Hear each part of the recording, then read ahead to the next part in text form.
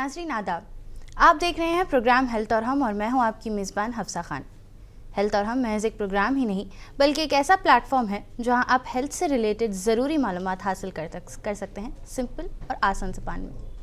नाज़रीन, आज के टाइम में थायराइड एक बहुत ही कॉमन हेल्थ प्रॉब्लम बनती जा रही है, ख़ासकर वुमेन में। थायराइड एक छोटी सी ग्लैंड होती है जो हमारे गले में होती है, लेकिन इसका रोल हमारी बॉडी के कई इंपॉर्टेंट फंक्शंस पर होता है। जब थायराइड सही से काम नहीं करती तो वेट चेंज, थकान, मूड स्विंग्स और एनर्जी लेवल्स पर असर पड़ सकता है।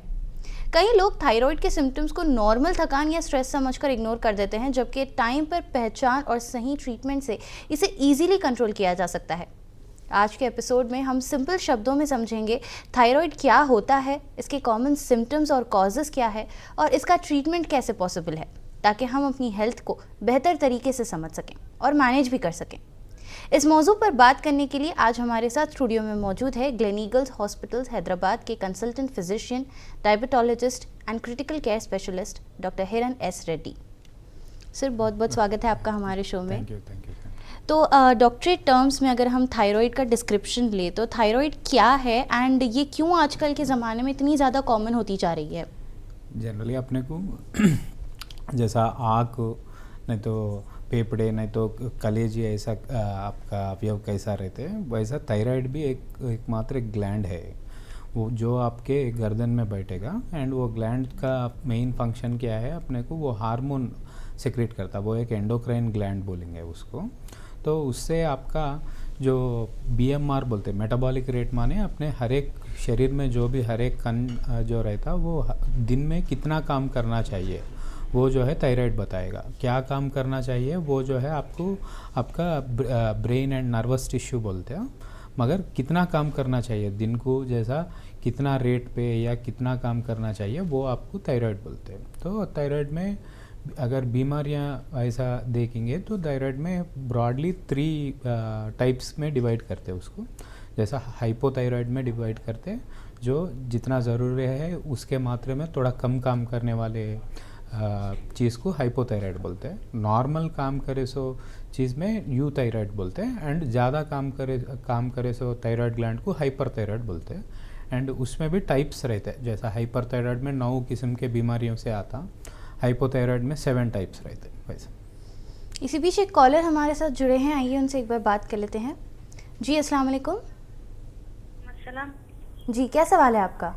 जी, मेरे को परसों रिसेंटली डॉक्टर साहब थायराइड का टेस्ट लिख के दिए, लेकिन मैं जानना चाह रही हूँ थायराइड के सिम्टम्स क्या है। मेरे को हाथा पैर दर्द ऐसा कुछ तो भैया तो लिख के दिया, अभी मैं टेस्ट नहीं करेगी। जी, देखिए सिम्टम्स में जनरली जैसा सुबह उठे जब चेहरे पे सूजन दिखना, नहीं तो ज़्यादा देर बैठे या कुछ सफ़र करे तो पैरों पे सूजन दिखना।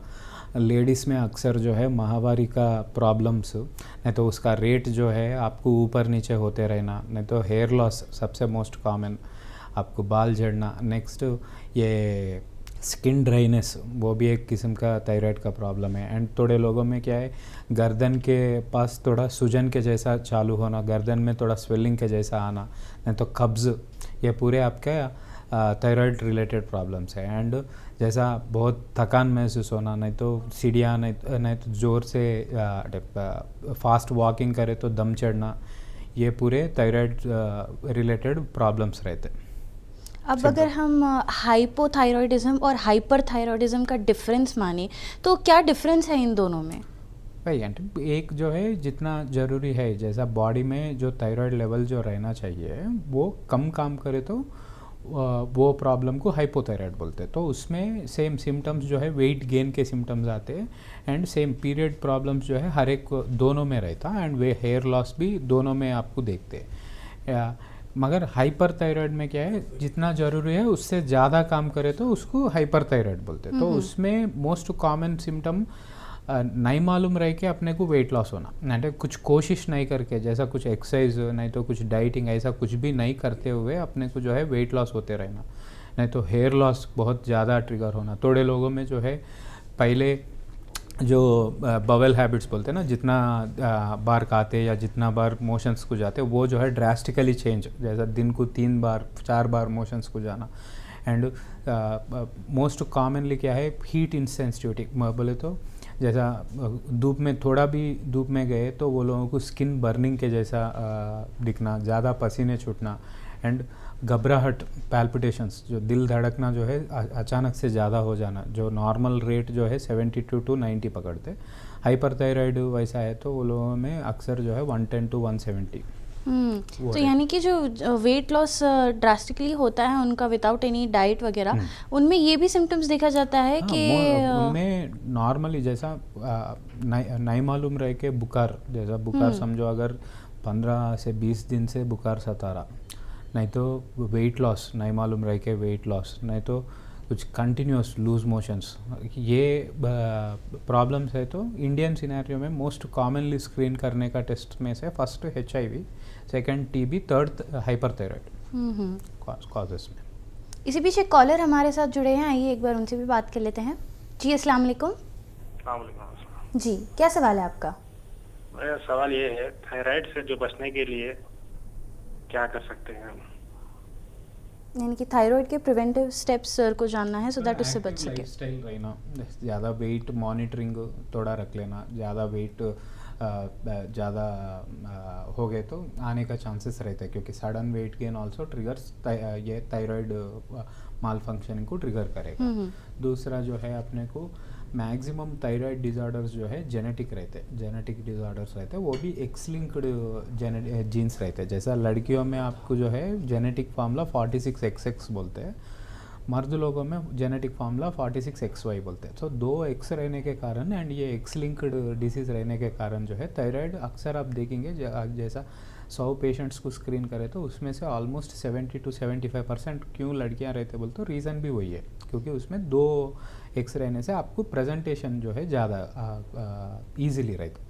And generally active lifestyle maintain करना and eating habits correct time पे रखना and light moderate exercise like daily जो है 40 to 45 मिनट्स एक्सरसाइज करना, ये जो है थोड़े प्रिवेंटिव स्टेप्स में से एक है। एंड क्रूसीफेरस वेजिटेबल्स बोलते हैं, जैसा थोड़े वेजिटेबल्स जो आपको ये कैबेज, कॉलीफ्लावर, कैप्सिकम, ये ब्रोकोली, जिसमें जो है आपको आयोडीन का मात्रा थोड़ा ज़्यादा रहता, वो वेजिटेबल्स को थोड़ा अवॉइड करने से भी थायराइड से बच सकते हैं आप। अब अगर हम थायराइड का इफ़ेक्ट ऑन मूड स्विंग्स या एंजाइटी या डिप्रेशन पे अगर लिंकअप करें तो इसका इन सब से क्या लेना देना है, एंड थायराइड कैसे इन सब पे जो है एक रोल प्ले करता है एंड इफेक्ट करता है, आप उस बारे में हमें बताइए। थायराइड डायरेक्ट అంటే वो ग्लैंड जो है डायरेक्टली आपका माइंड या मूड पे असर नहीं रहता, मगर क्या है जैसा थायराइड समझो एक पेशेंट को थायराइड है तो नहीं मालूम रहे कि वो लोग जो है वेट गेन होने का चांसेस बहुत ज़्यादा बढ़ जाते, तो उससे जो है ओवरऑल कॉन्फिडेंस वो लोगों का कम हो जाना, नहीं तो वो लोगों का जो इससे पहले जो काम करने का जो क्षमता है या इच्छा है वो जो है कम हो जाना, ज़्यादा डिप्रेशन काइंड ऑफ सिम्टम्स आना उसके कारण से रहता। अब प्रेग्नेंट लेडीज़ का भी एक डाउट ये होता है कि कई बार हम देखते हैं कि प्रेगनेंसी जब उन्हें एक्सपेक्टेशंस होते हैं प्रेगनेंसी से, तो उस टाइम पे हम नज़र डालते हैं कि वुमेन को थायराइड ज़्यादातर उसी में डेवलप होता है, तो प्रेगनेंसी के टाइम पे ही थायराइड क्यों इतना ज़्यादा इफेक्ट करता है? वही అంటే जैसे प्रेगनेंसी में ये इसके बारे में अगर बात करेंगे तो प्रेगनेंसी में most common cause of infertility बोलते हैं ना, जिन लोगों को समझो अगर मैरिज हुआ एंड बच्चे नहीं हो रहे, वो लोगों में मोस्ट कॉमनली अपन स्क्रीन करें तो ये हाइपोथायराइड वेरिएंट या थायराइड इश्यूज से नहीं होते। तो प्रेग्नेंट होने के लिए थायराइड लेवल जो है TSH का 1 से लेके 1 to 1.5 के बीच में रखना चाहते हैं, एंड प्रेग्नेंट होने के बाद टिल डिलीवरी 1.5 to 3 के बीच में मेंटेन करना चाहते हैं जी। एंड प्रेगनेंसी में क्यों जनरली ये थायराइड मोस्ट कॉमनली आता बोल तो थायराइड का आपको प्रेजेंटेशन అంటే जो मीन एज ग्रुप जो लेते हैं అంటే जिस एज ग्रुप में वो बहुत कॉमनली आता वो एज ग्रुप जो है 18 से लेके 35 के ईयर्स में से मोस्ट कॉमन है। तो वैसा एंड दूसरा कारण क्या है, ये प्रेग्नेंट हो गए तो थोड़े लोग जो है मैक्सिमम అంటే सेडेंटरी हो जाते लेडीज एंड अपने को पहले के जैसा అంటే कैसा प्रेगनेंसी में आप ज़्यादा खाना, वेट ज़्यादा इंक्रीज़ होना, एंड जितना आप वेट इंक्रीज़ हुए तो उतना हेल्दी आपका बेबी रहता बोल के एक मिथ रहता, तो वो कारण से भी क्या है सडन वेट गेन से आपको थायराइड प्रॉब्लम्स जो है आते। अब बॉडी में अगर समझिए आयोडीन की कमी हो गई है तो क्या इस वजह से भी थायराइड आने के चांसेस होते हैं? हाँ होते हैं अम्मा। उसको जैसा गॉइटर बोलते हैं, वो प्रॉब्लम को आप गॉइटर बोल के एड्रेस करते हैं। आयोडीन, डाइटरी आयोडीन कम रहने से आपको जो है हाइपोथायराइड में से एक गॉइटर बोल के आता, जिसमें आपको अक्सर गर्दन में जो गड्ढे के जैसा जो स्वेलिंग देखते हैं उसको गॉइटर बोलते हैं आप। एंड उसके कारण ही क्या है, आप 1986 से 83 में फूड फोर्टिफिकेशन एक्ट जो है एक इंडिया में लाया गया, तो उससे उसके बाद जो है आपको नमक जो भी देखते वो आयोडीन से फोर्टिफाइड ही मिलेगा। तो वो क्यों बोले तो वो टाइम क्या है, ये आयोडीन का कमी से बहुत ज़्यादा थायराइड प्रॉब्लम आना, एंड आयोडीन का कमी से जो थायराइड प्रॉब्लम आया था वो गॉइटर, उससे लोगों का आईक्यू बोले तो इंटेलिजेंट कोशेंट जो बोलते हैं वो जो है थोड़ा कम होना, मंद बुद्धि बोलते हैं ना, वैसे उसके ऊपर भी उसका असर रहता। अब यहाँ पे एक सवाल ये आता है कि थायराइड के क्या अलग अलग से स्टेजेस होते हैं, यानी कि माइल्ड, अक्यूट एंड देन फिर हाई रिस्क वाला, ऐसे कोई स्टेजेस थायराइड में होते हैं, या फिर सिम्टम्स जब नज़र में आते हैं तभी लोगों को पता चलता है कि ये हाई रिस्क वाला थायराइड है एंड यहाँ पे उन्हें मेडिकेशंस लेने की ज़रूरत है? स्टेजिंग बोल के ये थायराइड में खासकर అంటే जो most commonly functional problems thyroid में, जैसा अब तक अपन जो हाइपर थायराइड बात करें वो फंक्शनल एस्पेक्ट में प्रॉब्लम्स है, उसमें जो है स्टेजेस आपको नहीं रहते। ये छोड़ के थायराइड में आपको थायराइड कैंसर्स भी रहते हैं, most commonly being papillary carcinoma बोल के रहता, फॉलिकुलर कार्सिनोमा, नहीं तो कोलॉइड कार्सिनोमा ऑफ थायराइड बोल के रहता, तो उसमें स्टेजेस रहते। तो नॉर्मल थायराइड फंक्शनल डिजीज़ जो 99% लोगों में फंक्शनल डिजीज़ ही रहता, वो लोगों में स्टेजिंग बोल के कुछ भी नहीं रहता। जी।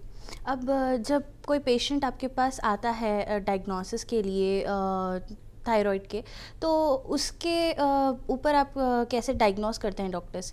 इस सवाल का जवाब देने से पहले हमारे साथ एक कॉलर जुड़े हैं, एक बार उनसे बात कर लेते हैं। जी अस्सलाम वालेकुम। वालेकुम सलाम। जी, क्या सवाल है आपका? डॉक्टर साहब से मेरे दो सवालात हैं। पहला सवाल है कि आजकल जो इतनी सारी बीमारियां फैल रही हैं, अगर किसी बंदे को थायराइड हो जाता है तो उसको कैसे पता चलेगा, क्योंकि अमूमन लोग टेस्ट नहीं करवाते। क्या सिम्टम्स हैं जो कि हो सकते हैं? और दूसरा, आजकल जो एक इतना बिजी और हेक्टिक लाइफस्टाइल है हर एक का, तो डॉक्टर साहब क्या कहना चाहेंगे कि किस तरह की जिंदगी जिए ताकि इस तरह की थायराइड और शुगर, इस तरह की बीमारियों से बचा जा सके?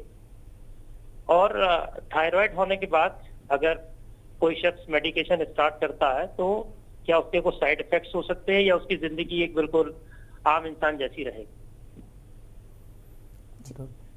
नॉर्मली सिम्टम्स में से जैसा अभी तक जो बात करें वो उसमें हाइपो में हाइपर में थोड़ा फ़र्क रहता है। हाइपोथायराइड में आपको वो चेहरे में सूजन है, हेयर लॉस, नहीं तो पीरियड डिस्टर्बेंसेस, नहीं तो ड्राई स्किन, नहीं तो आपको जो है ये कब्ज़, ये प्रॉब्लम्स जो है मोस्ट कॉमन फाइंडिंग्स रहते हैं। And weight gain, unnecessary weight gain. तो ये हाइपर थायराइड में आपको जो है एग्जैक्टली ऑपोजिट सिम्टम्स रहते हैं, जैसा हीट इंटॉलरेंस, जैसा पैल्पिटेशन, जो धड़कन जो है ज़्यादा तेज़ हो जाना, घबराहट, नहीं तो वज़न जो है आपको बहुत कम होते जाना, एंड सेम पीरियड प्रॉब्लम्स रहना, बाल झड़ना, ये जो है हाइपर थायराइड में से सिम्टम्स में से मोस्ट कॉमन है। एंड आप जांच का जो है सिंपल, अब डेली एम्प्टी स्टमक में आप थायराइड प्रोफाइल करें तो मोस्ट कॉमनली यूज्ड टेस्ट है, एंड हर एक लैब में आपको आसानी से आप 450 रुपये से 300 रुपये में हो जाता वो टेस्ट। उसमें आपको मालूम पड़ेगा, उसमें जो TSH बोल के रहता वो उसका पैरामीटर वो स्क्रीनिंग टेस्ट में पकड़ते। वो स्क्रीनिंग टेस्ट बोले तो उसमें अपने को ये दो प्रॉब्लम्स में से हाइपर में है या हाइपोथायराइड का प्रॉब्लम है वो TSH से मालूम होता।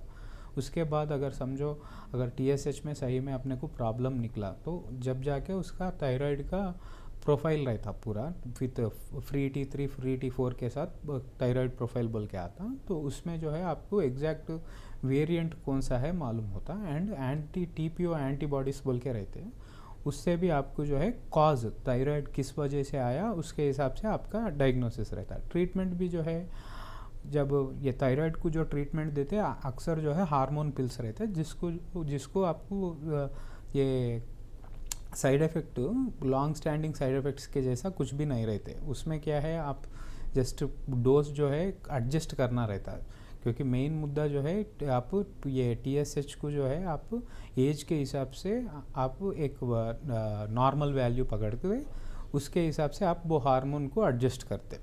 एंड तीसरा सवाल अपने को ये लाइफस्टाइल कैसा रहना, जनरली वही थोड़ा एक्टिव लाइफस्टाइल रहना चाहिए। एंड ये simple sugars and simple carbs जो है लेना जो है थोड़ा बंद करना चाहिए।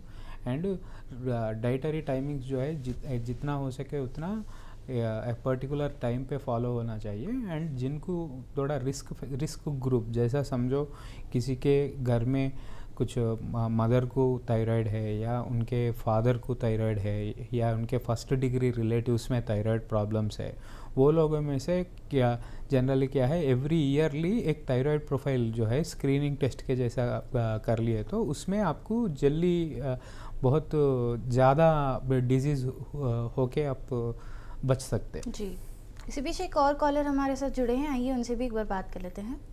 जी अस्सलाम वालेकुम। अस्सलाम वालेकुम। वालेकुम सलाम। क्या सवाल जी, है मेरा आपका? सवाल ये है कि हाइपोथायराइड में जो हेयर फॉल होता है, जो मेडिकेशन लेने के अलावा कैसे कंट्रोल कर सकते हैं?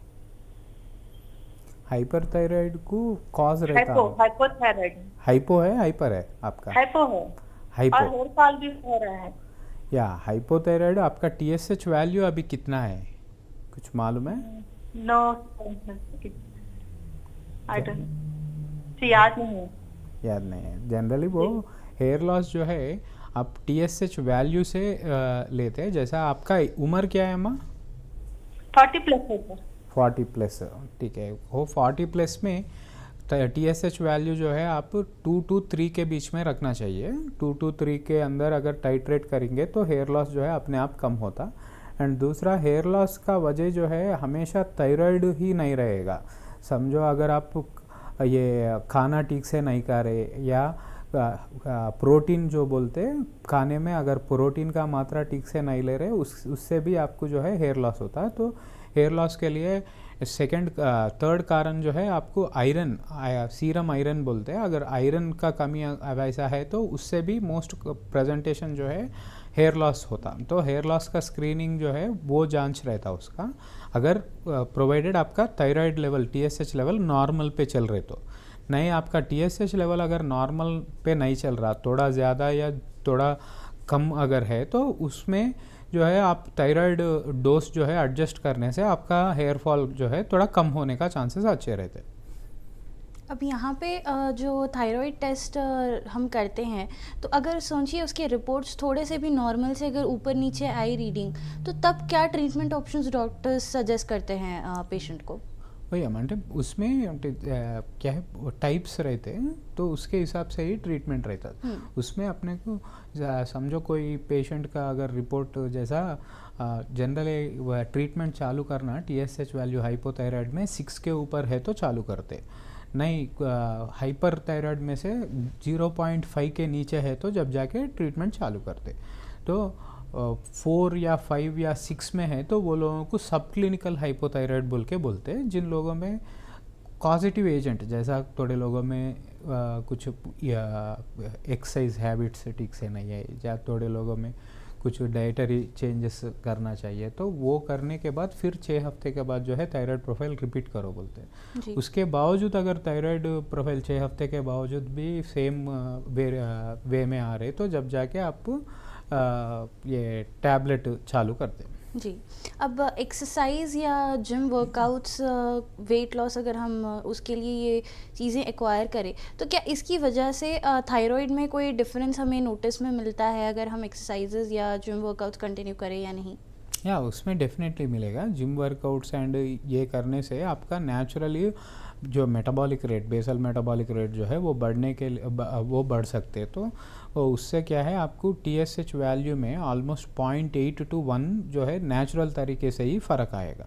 जी, अब जो थायराइड के मेडिसिन आप एक पेशेंट को सजेस्ट करते हैं, तो कई बार पेशेंट का ये डर होता है कि शायद से हमें ये मेडिसिन लाइफ लॉन्ग लेनी पड़ेगी। तो क्या ये ऐसा है कि ये मेडिसिन हमें लाइफ लॉन्ग कंटिन्यू करना पड़ेगा या एक पर्टिकुलर टाइम पीरियड तक ही आप सजेस्ट करते हैं? कॉज के ऊपर रहता अम्मा, जैसा समझो थोड़े लोगों में ड्रग इंड्यूस्ड हाइपोथायराइड बोलते हैं, जो अक्सर हार्ट फेल्यूर में अपन जो एल्डैक्टोन बोल के एक दवा देते हैं, उससे जो है most common side effect hypothyroid रहता।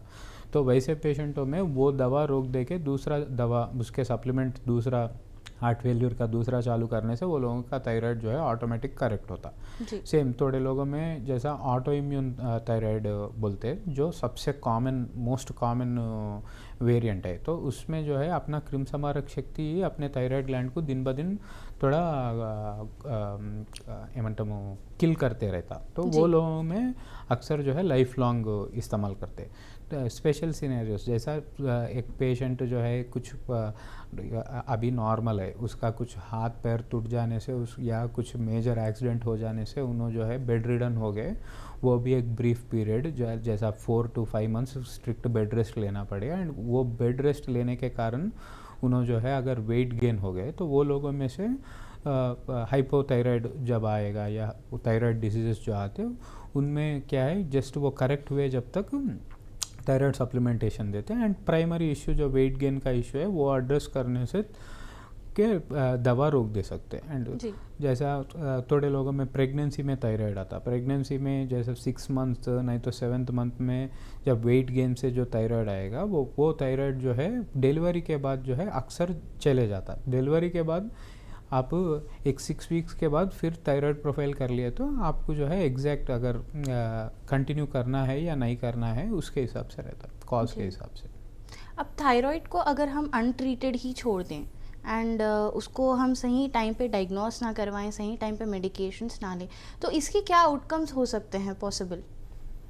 थायराइड जैसा हाइपोथायराइड है, समझिए हाइपोथायराइड में अब मेन प्रॉब्लम क्या रहता, सूजन, जो एक्स्ट्रा सेलुलर फ्लूइड वॉल्यूम बोलते हैं, जो जैसा शरीर में आपको ये हार्ट के ऊपर एक कवर रहता जिसको पेरिकार्डियम बोलते हैं, फेफड़े के ऊपर एक कवर रहता जिसको प्लूरल स्पेस बोलते हैं, नहीं तो जो अपने ये जो इंटेस्टाइन्स एंड ये जो है वो भी जो है पेरिटोनियल कैविटी बोल के एक कवर के अंदर रहते। तो उसके अंदर जो स्पेस है उसमें आपको ये फ्लूइड जमा हो जाना चालू हो जाते रहता। ओनली सूजन एंड फेशियल पफिनेस, सुबह उठे जब चेहरा सूजन जो है वो क्यों आता बोलते, चमड़े के नीचे एंड चर्बी के बीच में जो है आपको फ्लूइड जमा हो जाना चालू होता। तो उससे क्या है आपको हल्लू हल्लू ये हार्ट फेल्यूर में चले जाते रहते, तो वो एक रिस्क रहता। हाइपरथायराइड में अनट्रीटेड केसेस जैसा है, तो हाइपरथायराइड में क्या है, जितना काम अपना शरीर करना चाहिए उससे 2 गुना 3 गुना अपना सेल्स जो है वर्क करते रहते, तो वैसा वर्क जो है ज़्यादा दिन वो कंटिन्यू नहीं रख सकते। तो उसमें क्या होता, वो लोग प्रोग्राम्ड सेल डेथ बोलते हैं उसको, तो उससे सेल्स अपने आप मर जाते रहते, वो चाहे वो रान के हिस्से का सेल्स रहने दो, ब्रेन के हिस्से का सेल्स रहने दो, दिल का हिस्से का सेल्स रहने दो, दूसरे अवयव जैसा इंसुलिन पैदा करने के सेल्स रहने दो, वो जल्दी मर जाने से उसके ताल्लुक में बीमारी आते हैं। सो हाइपरथायराइड में मोस्ट कॉमन जो है आपको आना, आपको ये कार्डियक मसल जो है बहुत ज़्यादा ही वीक हो जाता। अब अडल्ट्स की बात अगर हम साइड में रखें तो क्या ये पॉसिबल है कि बच्चों या टीनेजर्स में भी हम थायराइड को नोटिस कर सकते हैं आज के ज़माने में? पैदा हुए सो बच्चे में जब बेबी जब बर्थ लेते उसमें करने वाले टेस्टों में से फर्स्ट 2 ही टेस्ट रहते। फर्स्ट टेस्ट जो है शुगर RBS बोल के करते, सेकेंड टेस्ट थायराइड करते। तो पैदा हुए बच्चे से लेके ऑलमोस्ट 90-95 ईयर के बूढ़े लोगों में से कभी भी आ सकता थायराइड। जी, अब सबसे आखिर में आप हमारे व्यूअर्स को क्या मैसेज देना चाहेंगे थायराइड के रिलेटेड? जनरली एक्टिव लाइफस्टाइल रखिए एंड ये क्रूसीफेरस वेजिटेबल्स जिसमें आयोडीन का मात्रा थोड़ा ज़्यादा रहता है वो वेजिटेबल्स थोड़ा अवॉइड करिए। एंड डेली एक एक्सरसाइज रूटीन जो है आप फॉलो कर लीजिए, जो एटलीस्ट हफ्ते में 5 दिन तो भी आप करना चाहिए exercise. And thyroid screening test जो रहते हैं वो स्क्रीनिंग टेस्ट जो है आप एटलीस्ट आपको है या नहीं है वो अलग बात है, जिनको नहीं है वो लोग जो है एटलीस्ट अब ईयर में एक बार तो भी थायराइड टेस्ट करा लेते रहना। एंड जिनको अगर ऑलरेडी थायराइड प्रॉब्लम है बोल के डायग्नोस्ड है वो लोग जो है उनके जो डॉक्टर जो फॉलोअप विजिट्स जो बोलते हैं या हर एक जनरली रखना जो है अपने को 3 मंथ्स to 4 मंथ्स के अंदर रखते हैं। वो विजिट्स को रेगुलर अटेंड करते रहना है एंड वो लेवल्स जो है मॉनिटर करते रहना है। एंड ये थायराइड को है जब मेन प्रॉब्लम क्या है, थायराइड है सो पेशेंट को नेक्स्ट आने का प्रॉब्लम जो है डायबिटीज़ रहता है, थायराइड एंड जोड़ों के दर्द, रूमेटॉइड आर्थराइटिस भी थायराइड से मोस्ट कॉमन एसोसिएटेड प्रॉब्लम्स में से एक है। तो उसके बारे में आप ये हाई शुगर्ड फूड्स नहीं तो ये ओवर राइस ईटिंग ये जो है थोड़ा अवॉइड करें तो बेटर रहता है। Thank you so much doctor साहब आपका हमारे साथ आज इस टॉपिक पर जुड़ने के लिए एंड इतने अच्छे से बात करने के लिए। Thank you so much. आज की बातचीत से एक बात साफ हो जाती है कि थायराइड छोटी सी ग्लैंड होने के बावजूद हमारी बॉडी पर बड़ा असर डालती है। वेट का बढ़ना हो या थकान, मूड चेंजेस या लो एनर्जी, ये सब साइंस हमें इग्नोर नहीं करना चाहिए। थायराइड की ऐसी प्रॉब्लम नहीं है जिससे डरने की ज़रूरत है, बस सही टाइम पर पहचान और प्रॉपर ट्रीटमेंट ज़रूरी है। रेगुलर चेकअप्स, बैलेंस लाइफस्टाइल और डॉक्टर की सलाह से थायराइड को अच्छे से कंट्रोल किया जा सकता है। याद रखिए, जब हम अपनी बॉडी के सिग्नल्स को समझना शुरू कर देते हैं तभी हम रियल सेंस में हेल्दी रह पाते हैं। मिलते हैं अगले एपिसोड में एक नए हेल्थ टॉपिक के साथ। तब तक के लिए मुझे दीजिए इजाज़त और आप बने रहें मुंसिफ टीवी के साथ।